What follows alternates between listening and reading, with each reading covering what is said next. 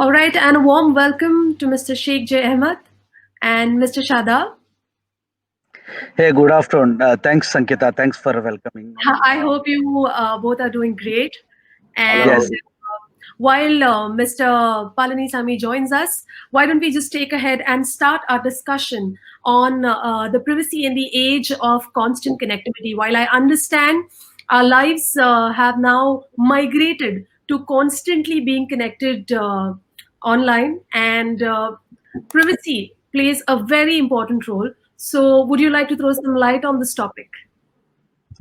yes, Ankita. In fact, you are right. After this new normal has became a part of our lives, the secure workspaces of four walls has been thrown into the wilder spaces. Actually, like right now, like you are. You might have taken this discussion from a conference hall, but right now you are connected from your home. Shadab is connected from his home, and I'm connected from a different place. So the work areas has spread across actually. And in this one, the collaboration became the mainstream principle, wherein we are not prepared. Any one of us, even the best of the best companies were not prepared for this kind of a sudden change in the workspaces. So the privacy, though it was a corporate security requirement, always taken care from the CISO community, but uh, to provide the connectivity and to have the business as usual, I completely accept that. At some places, the risk of privacy is always there. Like the exposing the critical data and having some leniency towards the regulations, all those things probably will happen. Over to you, Sadaf. So it was a good intro for the data privacy part, Sheikh. The thing that I want to add on that is, right, we are in major need of data protection law, data governance law. Things have been coming up from the government, but yet to be tabled and get implemented. That happens, that's going to be a real good thing because in India, the privacy hasn't been thought about much, right? And no one actually, apart from few small subset, no one looks at privacy very crucially or something that they should care about. So this is something that needs to be happening in addition to what's going around. Perfect, Shadab. And as we all know, the responsibility of individuals is also increased. In fact, due to That's correct. PDPP in the way, and organizations are realizing the importance of data and the importance of privacy of each individual working along with them, especially the creation of new the roles like the chief data officer or chief privacy officer, chief risk officer into the organizations.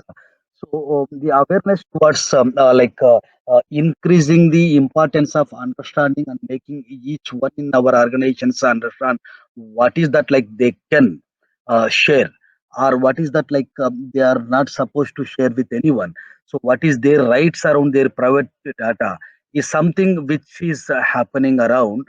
And I think it will take a time, but it will come into a shape where everyone will understand what is their rights and how much data they can share and how much data they shall not share with anyone.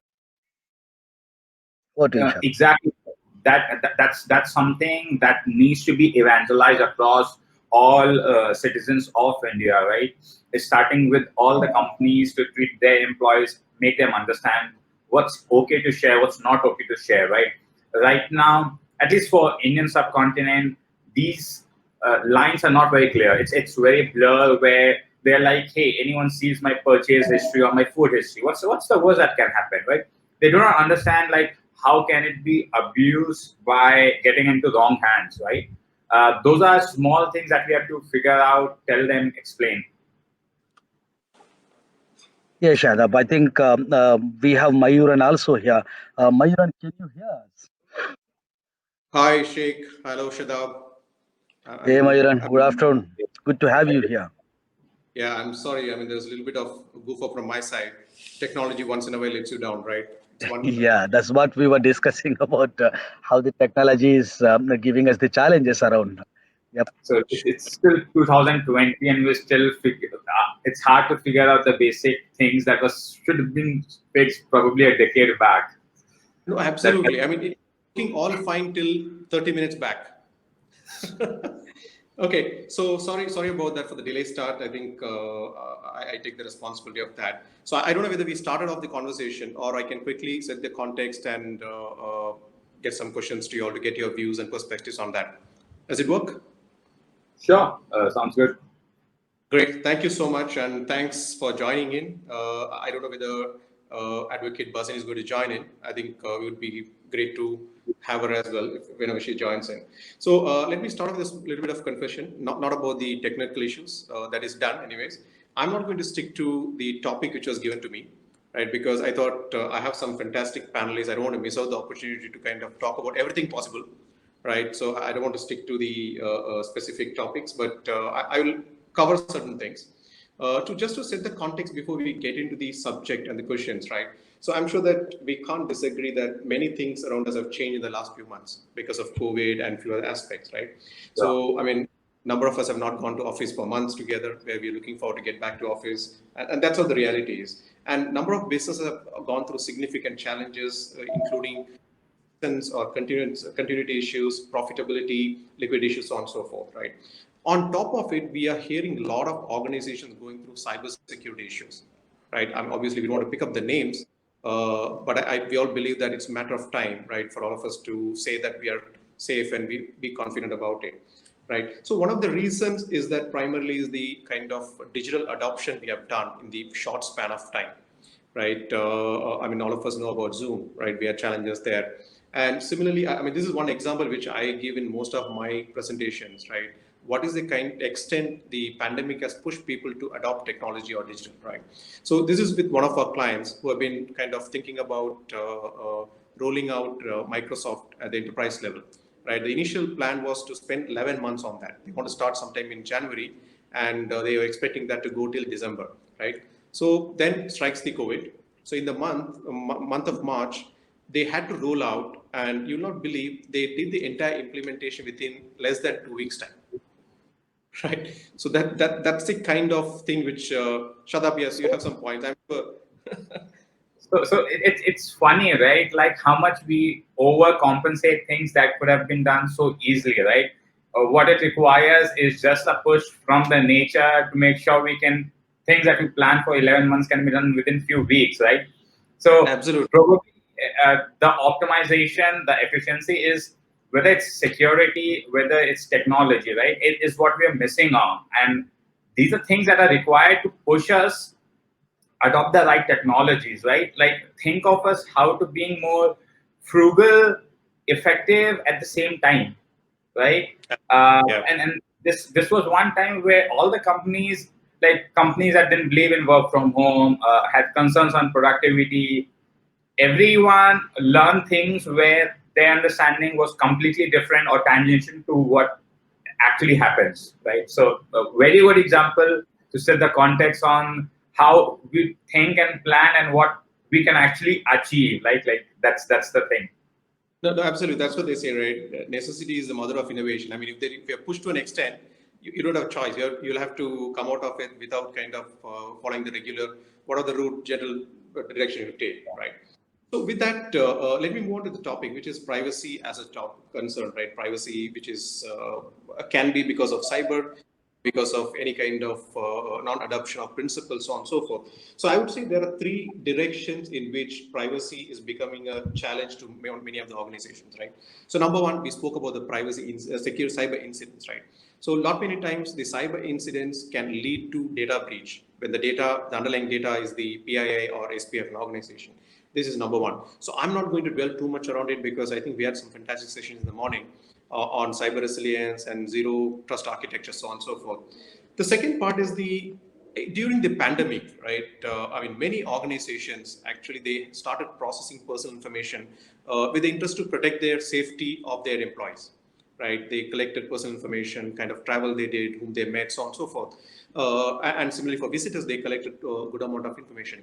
But the fundamental question which most of us fail to answer is that what is the basis or principle based on which we are collecting the data, right? So I mean, we all understand the priority is safety, but in the realm of privacy, did we have sufficient oversight, sufficient controls by collecting things like data minimization? Did we collect more than what is required, right? So we never applied these kind of challenges, right? And now in the work from home scenario, we are looking at a context where people are working from home and their productivity is being monitored, right? Now this is a very sensitive area where if the same thing happens in Europe, probably people will consider it as a privacy violation, right? I mean, that's a reality, Shadab, right? Third angle is that apart from all these things, there are a lot of things happening in the privacy world on its own, right? So I'm sure most of us know about the landmark judgment in Schrems 2, where the privacy shield was invalidated, right? And as a came up with a non-personal data framework. And I mean, the PM announced about the national level cyber policy by 2020, so on and so forth, right? And personal data protection bill, which is already there, which I think we have done enough of beating around it. I mean, only thing is we have to wait and see how it's going to come out, right? So this is what I'm going to spend time on. Without further wasting time, let me jump to a question. Shadab, I'm going to start with you, right? Sure. I saw your designation, okay? Interestingly, you have put trust as a word, right? I mean, often we are seeing this digital trust, data trust is becoming a big subject for conversation in many other situations, because we all believe that the digital trust is an outcome which you can influence, but you cannot control beyond a point in time, right? Which obviously gives a lot of customer loyalty, etc. So what do you think in your role, in particular role which has trust, what are the things you see as you're making difference to your consumers? Sure. So the way I've been telling people about how do I look at trust, sorry, is very simple. Trust is a part where we provide a platform, capabilities, and technologies that our customers could trust us. Okay, where they have the visibility of understanding how we are taking their data, using it, protecting it, and can they trust us with their credit card data, XYZ data that we need, right? At the same time, also we have to build trust on our customers as well, right? Whether how do I figure out Shadab is a good guy or a bad guy, or the information he's trying to submit is to get something out of it, or he's misusing someone else's identity and all of that, right? So fraud and all is a part of trust itself, right? Where we have to provide capabilities as customers could trust us. At the same time, we could trust our customers. When we talk about all of this, right? If we have to trust our customers, we have to understand their geolocation, we have to trust their devices, where they're coming from, they have to understand their patterns, all of it. At the same time, when they give us all of the data, right?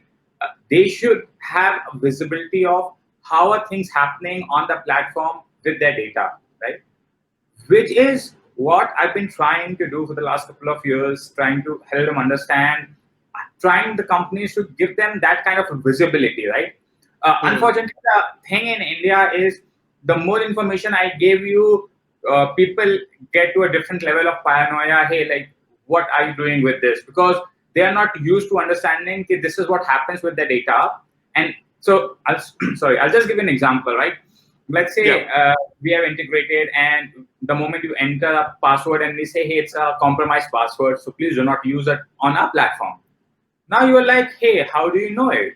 Is it your website that has been compromised? Like it's open a can of worms, right? Where the moment I was trying to do a good thing for you, and it's just that people have a different mindset in India, right? They don't care. Like I was just talking to Shaik, right? People don't care if someone sees their purchase history or food history or medicine history. Like this is usual. Like what's a big deal? I go to a shop and I ask them. People, the guy next to me, anyways, hear what I'm buying or shopping for, right? So the concept of privacy in India is very limited to a very small set of people, right? We have to evangelize this really important to citizens where what matters to them and how they should be looking at their privacy, right? Fine, they're sharing their details with their doctor, buying groceries, but then one person who gets all of the data, how can he abuse, because they don't understand like how can someone abuse this fact that I'm shopping for these items, right? Or these are the food items, right? Because they don't understand spear phishing. They don't understand how can someone leverage me just knowing what are my likes and dislikes, right? That whole education part is missing, right?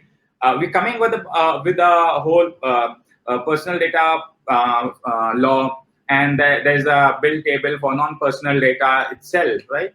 While having all of that, right, we've been missing that for a while. We are still not sure by when will be the implementation dates, and how will people even react to it, right? Because privacy is no one care in India. So that is something that needs to be first put in place where people understand, and definitely there should be laws around how, if someone abuses, how do we go about figuring that out as well. Sure, sure. Thank you so much, Shadab. So let me pull in Shaik for his view in one of the related point, right? So now we are talking about data as the center stage of our business, right? Everybody is kind of looking at data, relying significantly on that. There are regulations which are evolving around data, right? So Shaik, from your point of view, right? I mean, if you look at our conventional corporate structures, right? And the kind of reporting mechanisms. I mean, we used to have CIO, CTO, so on and so forth. Now, of late, we are looking at different roles. For example, what we see from Shadab's this thing, right? Trust, which is a very powerful word to have. And similarly, we are looking at digital trust officers, so on and so forth. So how do you think this is going to evolve? I mean, especially in your space of automobile and the technology space, right? Because of the connected cars, so on and so forth. How does your industry look at this? Yeah, Mayur, first of all, the opinion shared would be personal, not organizational. The second thing is, Absolutely. yeah, since you specifically mentioned about the industry and domain, that's why like I wanted to have that tagline. So the second thing is, Mayur, very rightly said, like I completely agree with Shadab on the trust, the factor into the data and privacy, and the sharing of data and like processing of data at the organization side. We all know like now the data is the new dollar, and the primarily focus of any organization is around either safeguarding the data or processing the data, getting out applications or benefits out of this process data with these matrices. So the in the especially in the automotive industry, like if you ask me, so how the organizations are evolving in the new mechanisms. The first and foremost thing is everyone is concentrating more about like creating a culture of awareness and culture of responsibility around the new dollar, that is data of the organizations. It's being a automotive organizations, we actually process it's a huge data which is not only related to the users but like related to the couple of businesses. So here, the other thing of the major change which I see, which is a very visible change, the industry at a high level is trying to adapt the new guidelines about bringing in the new roles chief data officer or chief privacy officer or chief risk officer, and these functions are continuously trying to align with security function, so that like the priority and adherence to security and importance around the safeguarding and protecting the customer data is handled in a right way. Over to you, Mayu.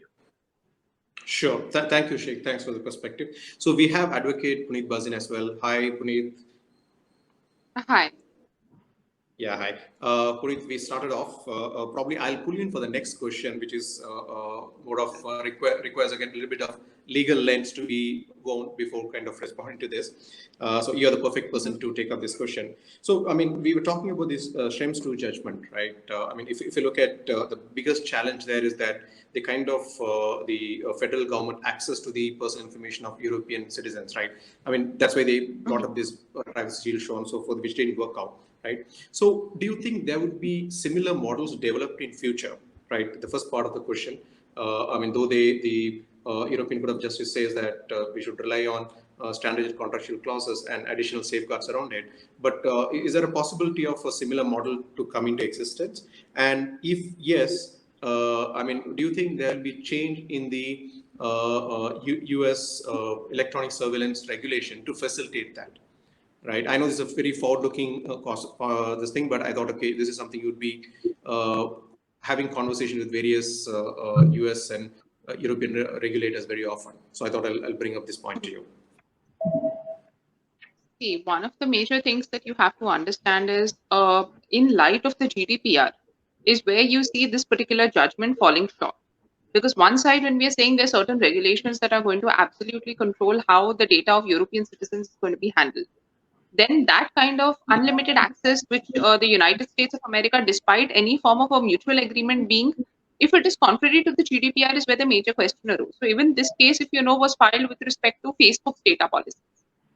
So that is exactly the ambiguity that existed, that them being an American entity was having unlimited access to European data, and whether they have that level of compliance as per the GDPR or not. Because Facebook had always taken a stand, we are an American company, and initially that was their stand, and the GDPR would not apply. Later on, obviously, the things changed and a lot of mindsets changed.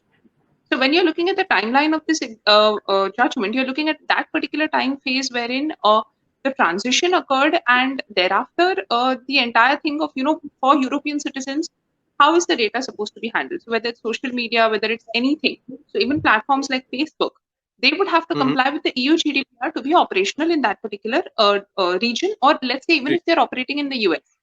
If they're processing any European citizen data, then they have to comply with the GDPR, and simply any other directive which is contrary with provisions to this would not apply. So that was the light in which, like, just a broad background in why this judgment and how the matter at that point of time. Now, if you look at it in today's day and light, you will see that almost every organization has accepted, okay, we need to be GDPR compliant if we are dealing with EU data. So today it's not a question of a dispute. But if we are looking at organizations now and henceforth ahead, with that realization coming in into organizations that we have to comply, now there is no option left in this entire activity. So here you're not looking at a situation wherein, let's say that you're going to go back to the same situation of prior GDPR.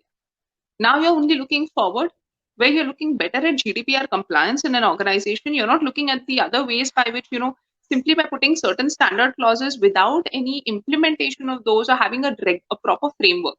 Like if you see, the GDPR is not a act. It is not talking about certain clauses to be put into your agreements. Yes, it's talking about international data transfers, but the situation for a transfer is only if the entire compliance and privacy framework as per the GDPR is made. So now we have processed and we have gone ahead one stage more from the previous US privacy shield, which was purely with respect to, okay, these particular clauses, this particular method should be applied. Now we have a full framework which has to be implemented. So I don't think people are going to step back to, you could say, more backward methodology of operations when they've already moved forward. Okay. So Puneet, a follow-up question, the same matter. Okay. So I read a recent article from IAPP saying that probably ISO 27701 can become a framework for facilitating data transfer. I don't know. I mean, I personally don't believe that, because that is only an information management system. It's nothing to facilitate data transfer per se. ISO is very basic. Today, even in India, in a court of law, if we say, oh, this data theft did not occur, this company is ISO 27001 compliant, the judge will be like, show me the actual compliance. Everybody knows ISO is like a samosa chai compliance in India. You call the auditor once in a year, prepare the documentation, samosa chai khila do aur aapka audit ho gaya. That's not a full implementation, and it's not of the level which any form of privacy compliance actually requires. It's a very basic level. So even the courts today do not really accept this as something really great that you've achieved. Absolutely. Good to know that we are on the same page on that thought. Okay, so do you think this will impact the business relationship India has with EU? I mean, probably do you think because in PDPB, there's expectation that the state government will have some access to the anonymous data, so on and so forth. So do you think we'll also land up in a similar situation, or I mean, how do you think we are prepared to handle it? See, we are absolutely prepared to handle it, because again, even if you see the Indian data protection bill, which is going to be passed, the personal data protection, it allowed the government to have access to any and every form of data. Now, in the newer version of it, there is certain constraint which is there. So where it is only for sovereignty and integrity for particular purpose. So we ourselves have tweaked our guidelines where we are just not going to randomly start tapping into people's data, even data of other nationals, just for the heck. Okay, got it. Shadab, a question to you, which is again in a similar line, right? So since you're in the business of content delivery networks or OTT platforms, right? I mean, there would be a lot of data exchange happening between EU and the US. And have you gone through the challenge? Because I'm sure that either you're already impacted because of this verdict, or you're in the process of handling it in a particular way. So what is it happening within Hotstar now? Sure.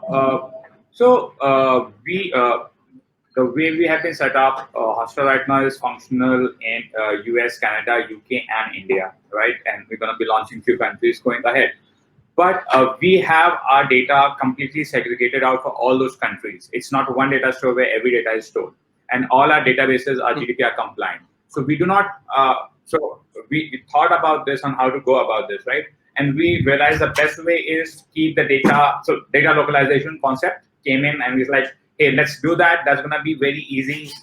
We don't need to flow the data in and out, and that becomes more problematic at all. So for the way we have set up at Hotstar, it's all data localization done in a manner that every database is completely separate, and there is no single place where all the data exists. That's for this. And GDPR, though all the other countries, we don't need to be GDPR compliant. The way we set up our bar so good that we are GDPR compliant even for India databases for Indian consumers as well. So that's how we've been setting things up. Sure, great. Thanks, Shadab. So with that, let me move to the next area, which I wanted to chat with Shaik and Puneet. So start off with, I'll start this question to Shaik. So, I mean, as part of the remote working model, right? I mean, most of our employees and the colleagues are working from home, because of which we also had to kind of adopt various cybersecurity tools to enhance our cybersecurity posture, right? So some of these tools get access to personal information or data about employees in a significant manner, right? So, I mean, how do we really balance this to kind of protect the interest of the organization while protecting the personal space of employees as well? I mean, how are you managing that? See, again, Mayur, this is completely personal views. So, but like with my subject matter expertise into creating world-class organizations, especially creating like a right kind of a collaborative and streaming workplace in this new pandemic, I wanted to take deep down into this one. So, if you have the right collaborative tools which protects and assures you about the privacy of the stakeholders and the users alike, then new normal shall not be a challenge actually. And if we can take the right steps to but like rather than like in this kind of a situation, like probably when we are connected onto this particular panel discussion or any virtual event, in probably couple of our organizers may ask us to join through Teams or like a Zoom or any other streaming platform. So what will happen naturally is like we need to provide our credentials while joining. So rather than that one, like while we do it as an organizational event, we try getting this one that a unique link rather than a user credentials. That way, like we can protect the internal credentials being shared with the external agencies, maybe a third party, like event organizers or anyone else.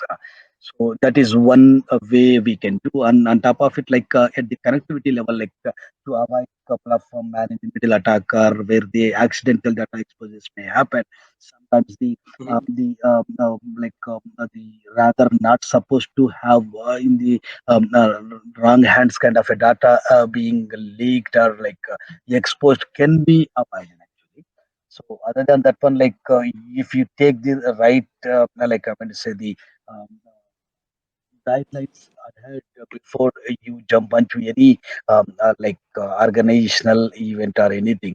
It is always possible. Though we all started at the wrong foot when the new normal suddenly fall onto on all of us. Actually, I include everyone of this IT world actually. So this is what it is. But I say that like is not a challenge to control and have the right regulatory way of connectivity and Sheikh, collaboration sorry, between the I'm losing your organizations. voice a little bit. I'm not able to hear you very clearly. Apologies for that one, Mayuran. Like, is it okay right now? Uh, Yeah, it is better. It's better now. yeah. Yeah, So what thanks. I was saying is like having a right controls and regulatory mechanism in place, it would not be much a big challenge to face this new connectivity issue or collaborative issue between the organization and conducting the business as usual, with all the remote locations being the new workplaces of organization, and expanding the secure four-wall boundaries of the offices to the wilder spaces of the unknown connectivity and unknown unsecured work locations of the users. Got it. Okay. Thank you so much, Sheikh. So, Puneet, I'd Thanks, like Mayur. to hear from your perspective. So, I mean, because of the technical invasion into the workspace, into the personal life of employees, right? And also kind of due to the constant connectivity expected by the employees. Do you think this kind of affects the power imbalance between the employer and employee relationship? And how is the legal angle is looking at it when it comes to See, monitoring? honestly, irrespective of whether COVID happened or not, whether work from home started or not, whether things got digitized, any which case organizations which wanted to keep a certain check on employees did have the methods deployed for this. So it's not something Hmm. unique that would have changed overnight. Yes, I would say a lot of organizations today are suddenly thrown into this sea where they have to do things online. They have to ensure that all the work occurs. They're able to have proper methodologies, and they're struggling with cyber security primarily.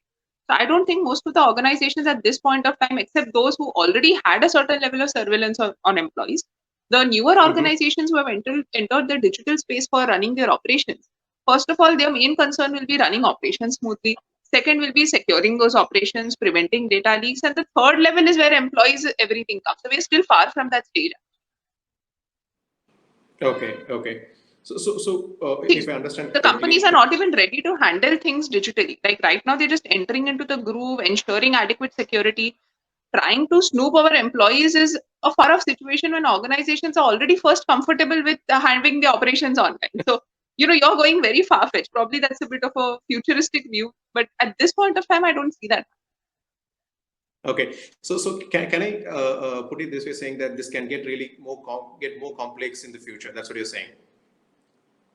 In the future, yes, once organizations are comfortable with their online operations, then yes, today there is a certain level of surveillance that they're maintaining, which is like, is the employee completing the work or not? Is he sitting in front of their own laptop or not?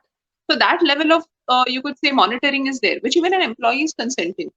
But if you're referring to absolute control and check on what the employee is doing, location tracking, having image tracking of the employee and conversation tracking, all of this is still far-fetched, and in the future the possibility of that can even exist even without there being online work or work from home, because even organizations, when they take every single organization, major big organizations, when an employee enters the organization, their devices first have to be handed over to the IT team for being connected to the Wi-Fi connectivity, putting in adequate security to ensure the systems of the organization don't fail because of an employee connecting into these systems, and his device may be having some malware. So any which case, if an organization wants, they can do a lot of things with your device. You are connected to their network, you're connected to their Wi-Fi, they can do anything that they want. So right now, that is not what I would say is happening, because that kind of a mindset still in India has not developed. Yes, there are organizations which do absolutely keep a track of everything of employees, but right now we are not seeing it. In the future also, having that much of bandwidth and having manpower to sit and monitor manpower, that much of Hmm. manpower is a major question. Like today also we have CCTVs installed everywhere. How many organizations actually sit and single footage of their CCTV? So, this kind of super surveillance and everything requires additional manpower investment for you to even do this kind of stuff. Absolutely. See, I completely agree with you, Puneet. On the other hand, I mean, when we talk to our clients, right? See, most of the time, what happens is in a kind of a confined environment in an office setup, right? I mean, there is always, I mean, as you said, there's CCTV, there is somebody who's sitting next to you, right? I mean, there is some level of control which is imposed through that kind of practices. But when you're working from home, right, chances are there. I mean, there obviously nobody looking at you. Chances are there that you be a little careless in clicking a link, so on and so forth, right? So that is where I think probably people are saying that monitoring, saying that are people taking screenshot of any of the data which is put to the clients, right? So these kind of things become slightly critical, but I understand where you're coming from, because I think we are in the journey of completely adopting this digital life, right? And you're saying that we should first adopt it, then look at what are the controls you have put in to make sure that we don't kind See, of today violate the organizations have fund constraints. They should first focus on cybersecurity when they're having their operations online rather than investing in super surveillance of employees at this. See, Absolutely. if you have adequate cybersecurity, you can prevent an employee from taking a screenshot. You can prevent emailing of documents. You can prevent multiple things. So that is where, see, organizations today are not investing enough in cybersecurity. That is what they should first invest in. Investing on, this kind of surveillance. It sounds exciting, everything that an employee is doing, but it's not going to help you at the end of it. That's true. Absolutely. Fine. Shaik, anything you want to add to this point of Advocate Puneet? So I know I'm No, actually Mayuran, I think we are good on that one. I think I completely agree. sure. The investment shall go into securing the processes rather than having the surveillance. Just when the organization understand, I mean to say the resources understands that the security is in place, then probably surveillance may not be required to the extent what the organization Shaik, on a I'm daily losing you basis. again. Yeah, thank you, Mayuran. Okay. Sure, fine. So with that, let me move on to some of the initiatives which are seeing in the space, right? So for example, Shadab, probably I'll pick it up with you because you have a lot of experience in the space of startups, right? You've worked with a number of startups and made sure that they kind of bootstrap their cybersecurity practices to good level, right? So for example, this Japan-India Startup Hub, right, which is a new initiative which has been launched. And primarily this has resulted in increase in the number of data-driven startups. Close to 92,000 startups have registered in this kind of setup now, right? So as the new generation of entrepreneurs, right, how do we incentivize to kind of embed privacy into their platforms or products or even the processes? How do you think that will work? I'm sure that you would have gone through a journey of privacy by design for your platform. Probably you can take that as an example and explain how do you think this will look. Because my other part is that this should not become a bottleneck for the entrepreneurs or the kind of new age startups, right? Sure, definitely. See, understand, so I've spoken to a lot of entrepreneurs, right? Like, I think 3 years back, I published an article with my conversation with all the people that I met across. And when you're an entrepreneur, the only thing that matters to you is how to get customers, how to get growth, how to get business, right? And again, India subcontinent specifically do not have laws around security. The only thing that can happen to you is, oops, we made a mistake. People will talk for 2 days, and then they're gonna be back using your service, right? Because security is not something that people. Okay, some nice. So security is not something people think about that specifically, right? And that goes for entrepreneurs. For them, it's like, again, US, UK, they have certain laws, regulations that to comply with if they're storing data. Here, you do not have anything so far, right? So the way it works is some people want security for actual need of security. 1 second. Sure. My bad. So some people need security for actual need of security. Some people need security for the theater experience where they want to show that they have security, but they don't really care about security. Like then some people are who like, hey, I need this bare minimum 5 things or a compliance certificate that just says I am good, right? Like I don't want to maintain a theater experience. I don't want to do anything. Something small, a rubber stamp that helps me to get through the hurdles that they need in, right? So that's the things. And again, the reason I was saying we need to educate from entrepreneurs to citizen why privacy matters, why security matters, how do they look at things, right? And where all this data, the way they show is important, which is missing in India. Like there are few people, obviously there are small set of people who understand this, they do it, but majority don't. Sure. Shadab, I think I can relate to one of the thoughts which was I was kind of thinking some time back. So we've been having conversation with few startups who are abroad, I mean Canada and Middle East based. The kind of conversation they have around privacy, right? I mean I know that a bunch of small college kids, they kind of developed a platform and they came and presented saying this is a privacy preserving technology for multi-party computation algorithm, right? I mean, I was really surprised to see that. Okay, I mean, they're not positioning the algorithm as a product. They're saying it's a privacy enhancing technology or privacy preserving technology. So I think that the kind of I agree with your point. I think there's knowledge level is completely different, and probably that is where as industry we'll have to work with the startups to kind of that kind of assurance that we are there to help you in that space. So next one, Puneet, this is regarding the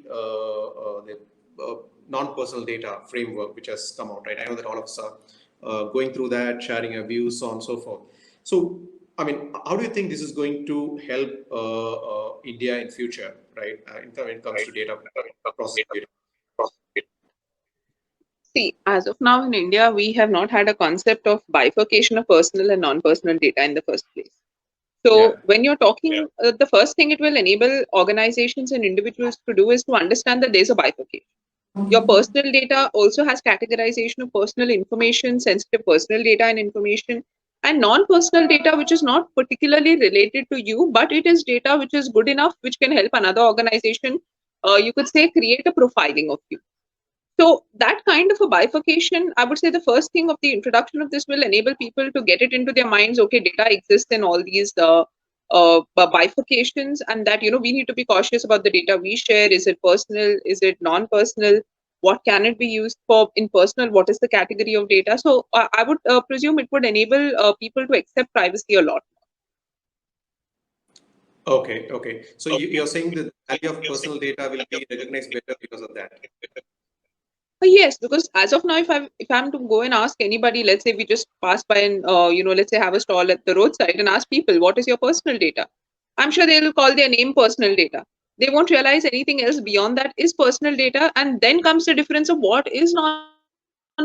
So I would say people first need to understand what are we referring to as personal data. They will not identify the IP address as personal data.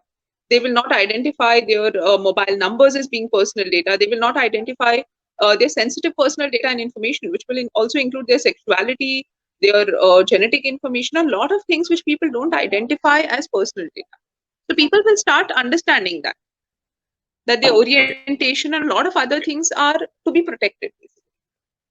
See, we are a country wherein, you go to a mall and people give you a questionnaire and you're filling up everything about it. Give you a 500 rupee gift voucher. So, that mindset and shift has to happen. You see that entire box filled with replies of people. So there are thousands of people in a mall who have actually replied to that. Absolutely. I think, it has to start with awareness, but I think your point is valid. If they can differentiate between what is personal, what is non-personal, probably they will take care of the personal data slightly better. Right. I think that is the thing I'm understanding. So, Shadab, coming back to you on the same point. See, one of the reasons why the non-personal data framework came into existence, right? How do we kind of make this as a national resource, right? And anonymous data as a national resource, and how the startups can leverage on that? Because the startup ecosystem has a problem of lack of data, right? They have to go and buy data otherwise, right? So do you think this is going to really enhance the startup ecosystem and support the startup ecosystem the way we are expecting? Yes, it's too early to say, right? Like theoretically, yes, what you're saying makes sense, right? But theoretical world and practical world are two completely different things, right? It's hard to say now how people the bill has to be passed, right? Like we don't have the personal data bill yet. Forget about the non-personal data, right?